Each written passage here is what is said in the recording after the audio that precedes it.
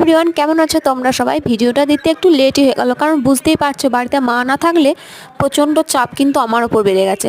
আজকে বছরের প্রথম দিন সকালবেলায় ঘুম থেকে উঠে গোপাল সোনাদের পুজোটা দিয়ে দিলাম, নমস্কার করে একটু আমার মনের প্রার্থনাটা করে নিলাম। তারপর এখানে মশলাটা বাটতে বসে গেছিলাম চাটা করে নিয়েই। তারপর এখানে বিছানাটাও তোলা হয়নি ঠাকুমাদের, সেই বিছানাটাও তুলে নিয়েছিলাম। আর ওদিকে ঠাকুমা বাসনগুলোকে সব জল বুলিয়ে রাখছিল। আর কালকে রাতে বাড়িতে চাউমিন হয়েছিল, আর আজকে বাবা টিফিন করতে বারণ করেছে, জানে তো মেয়ের কষ্ট হবে, সেই জন্য এই চাউমিনটা ঠাকুমাকে একটু গরম করে দিলাম। আর আমি এখানে একটু চানাচুর মিহিদানা আর শশা দিয়ে মুড়িটা খেয়ে নিলাম। তারপর আবার রান্নার কাজে লেগে বললাম। দেখো আজকে মাছ এসেছে, মাছটাকে ভালো করে নুন হলুদ মাখিয়ে দিলাম। তারপর মাছটাকে ভালো করে ভেজে নিলাম। আজকে বেশি কিছু রান্না করব না, আসলে একা হাতে সমস্তটা করতে অনেকটাই চাপ হয়ে যাচ্ছে। উচ্ছে আলু সেদ্ধ, লাউয়ের তরকারি আর মাছের ঝোল করেছিলাম। তারপর খাওয়া দাওয়া শেষ করে দুপুরে একটু শুয়ে নিয়ে ছাদের জামা কাপড়গুলো তুলে নিয়ে চলে এলাম। তারপর আবার মায়ের স্টুডেন্টগুলোকে সব কিছুকে পড়াতে আরম্ভ করে দিলাম। পড়ানো কমপ্লিট হয়ে যাওয়ার পর সবাইকে চা দিলাম, আমিও কমপ্লেন